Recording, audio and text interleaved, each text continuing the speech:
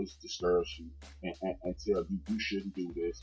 You got dudes like Skip Bayless on TV every day saying that Zion Williamson shouldn't accept advice from LeBron James. When in the hell do you not accept if your elders approach you? There's only one other dude in the history of the league that can identify with Zion Williamson right now, and that's LeBron James. So why wouldn't the older brother go talk to a young brother about what the hell to do in this situation? And y'all tell me, oh no, that's just this competition. It's only competition between those 94 feet and 54 feet. That's how long professional basketball court is. After that, it's cool. Look, they tell you LeBron is too buddy. Shout out to LeBron for telling people to kiss his ass for thinking that. But they tell you it wasn't like that back in the day. Newsflash. People don't understand this. Bill Russell and Wilt Chamberlain ate dinner before every Boston Celtic Philadelphia 76ers match. Isaiah Thomas, Mark Aguirre, Dominique Wilkins, and Magic Johnson are very good friends. Go back to 1988 in Chicago Stadium. Michael Jordan and Dominique Wilkins are sitting on the sideline in the middle of a dunk contest laughing at Jordan. Patrick Ewing, Charles Oakley, and Michael Jordan are very good friends.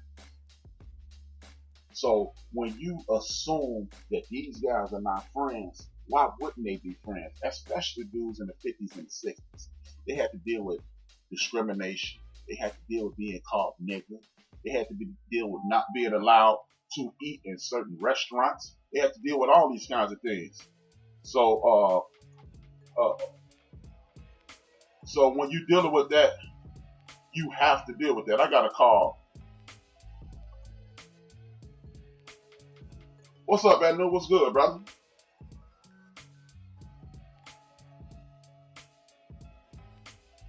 Oh, okay. Yeah, man, I'm just doing a little talking about this thing. And I'm about to get off the air for about 8 minutes. And I'm going to bring the sister Jasmin in. And she's going to talk to people about credit. So just click the link, bro. And and I'll be, and then we'll listen to Jasmin. If you got any questions for Jasmin, we're more than welcome you in. But I'm going to finish this segment. And then I'm going to go into this Black History Month. I want you to listen to it as well, but you can't listen to it while you on the line. You can only listen to it while you're on the link. And then you got the liberty to call back after Jasmin get rolled if you got any questions. Thanks for calling in, brother. All right, man. Much love. Peace. That's my brother, Anu. That's my big bro, y'all. Thank you for the support. Mad love to you.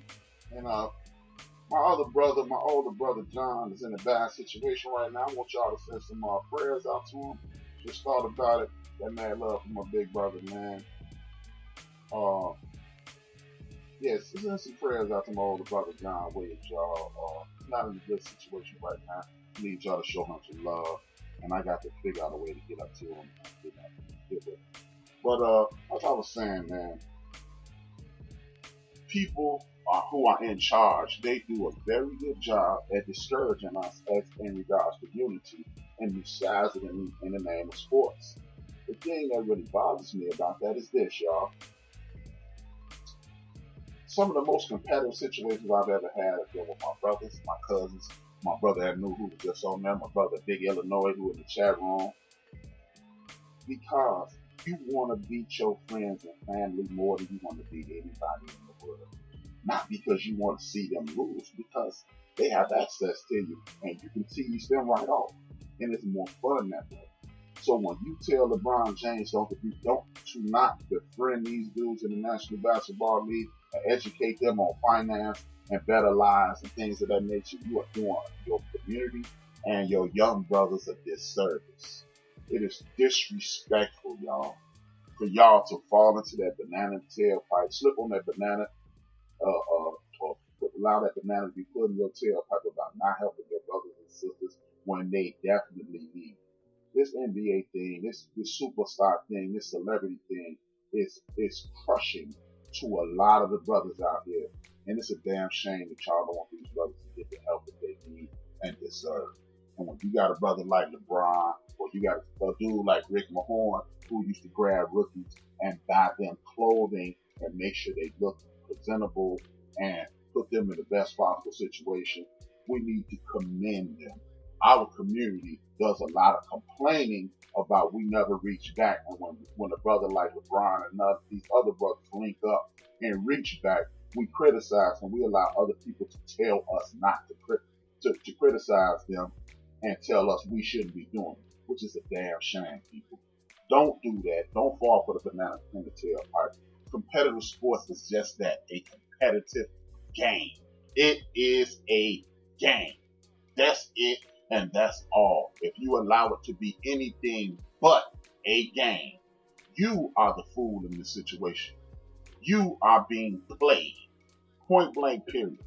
I'm not going to argue with you about it. I'm not going to tell you what you need to hear. I'm going to tell you what you want to hear. I'm going to tell you what you need to hear.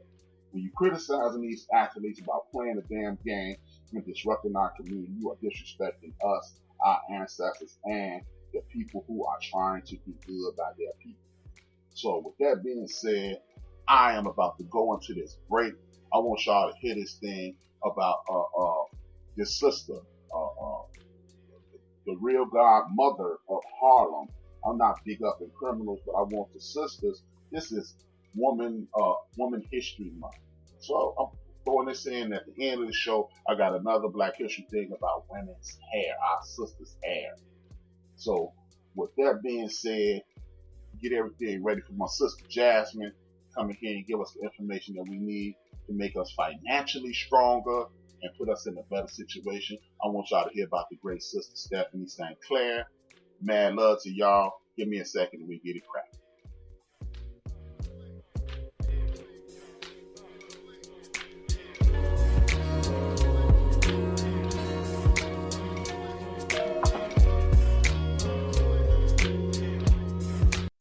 I'm slowly getting more into modern history of the diaspora, and while doing research, I was absolutely captivated by one very extraordinary woman named Stephanie St. Clair, the black woman who took on some of the most ruthless New York mobsters.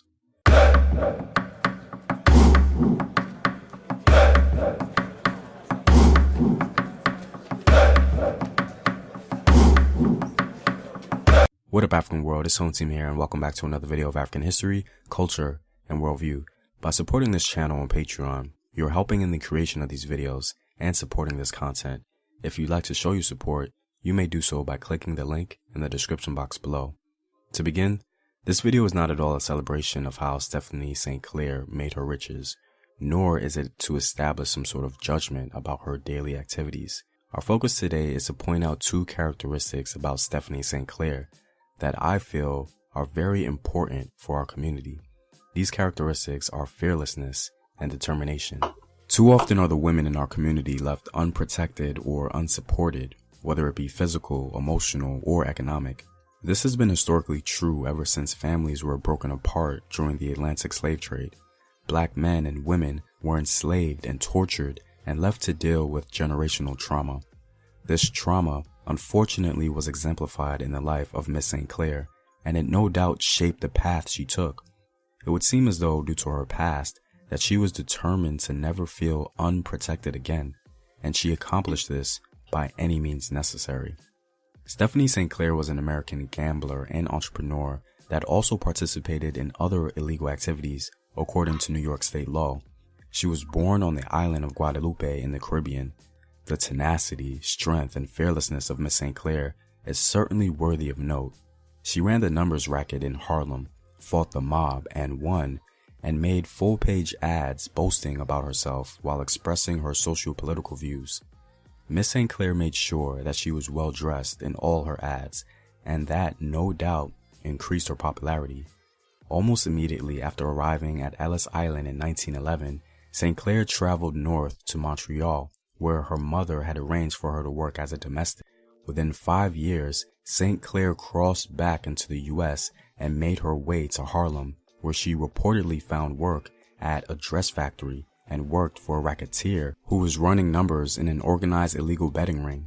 She amassed a savings of $10,000, and using that money, she launched her own operation in 1923. This was very impressive considering many black people were not offered opportunities during that time. In the 1920s, black people owned less than 20% of Harlem's businesses. Running a successful so-called policy bank required hard work, business savvy, and the ability to steward an array of parties with various interests. Policy banking was a mixture of investing, gambling, and playing the lottery. Black entrepreneurs did this largely due to lack of opportunity. Even though policy banking wasn't legal, it was one of the only ways black people in Harlem could economically empower themselves. Bankers like St. Clair were expected to act as neighborhood guardians, loaning money, funding community projects, and exerting their authority to keep rogues in line when the police couldn't be bothered. To receive and manage money, they had to hire and run a crew on whom they could depend on and trust. They also had to pay off the police every week. Miss St. Clair did all of that very successfully and was called Queenie by the local people. Within a short time, she was making $250,000 a year. She was one of the largest so-called policy bankers in Harlem at that time. Her success allowed her to live on an expensive avenue in an area nicknamed Sugar Hill, with neighbors like Madam C.J. Walker, the beauty product tycoon, W.E.B. Du Bois, the scholar and activist, and Thurgood Marshall, an attorney and future Supreme Court justice. But all that began to change when the Great Depression hit, when the economy suffered and the profits of white mobsters began to take a huge plunge. They began to come into Harlem, Madam St. Clair's territory. The notorious bootlegger Dutch Schultz began a violent takeover of Harlem operations and quickly succeeded in putting most of St. Clair's colleagues out of business. Dutch had Harlem afraid. It seemed as though everybody bowed to him once he arrived. But of course, being the strong, determined woman she was, Madam St. Clair refused. She's quoted as saying, "I'm not afraid of Dutch Schultz or any other man living. He'll never touch me." Dutch began making phone calls threatening her, kidnapping and murdering her men, buying off select police, and even at one point got her arrested. St. Clair got quick revenge, however, and attacked his storefronts and any business that ran his operations. She tipped the police off to Schultz's operations, which led to them raiding his clearinghouse, arresting 14 employees and seizing around $2 million.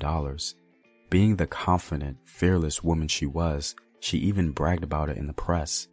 When Dutch was finally murdered by another mobster, she reportedly rushed the telegram to his hospital bed and sent him a message saying, "So you sow, so shall ye reap."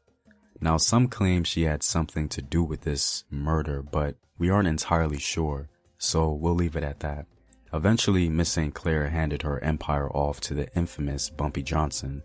There's currently a series about his life called The Godfather of Harlem, but it's interesting to note that there would be no Bumpy without Madame Stephanie St. Clair.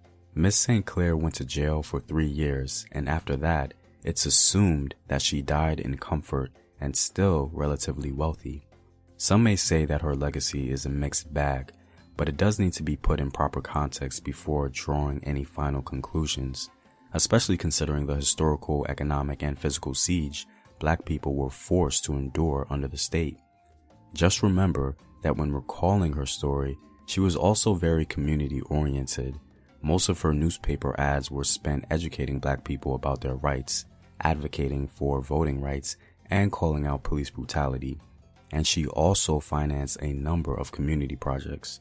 Like I stated from the beginning, her spirit of fearlessness and determination is to be admired, and it's something we can draw from and use in positive ways for the betterment of our community, especially because we have more opportunity for advancement today. Well, I'm all out, guys. If you like these videos and want to help in its continued production, please consider supporting the home team on patreon.com. The link is in the description box below. Know thyself. Remember your ancestors. Peace.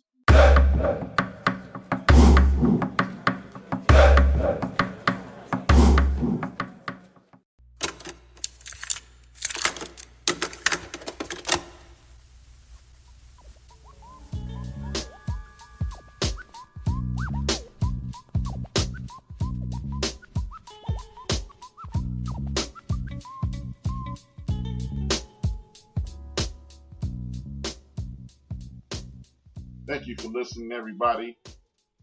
That was some information from Black History that I thought would be appreciated. Try to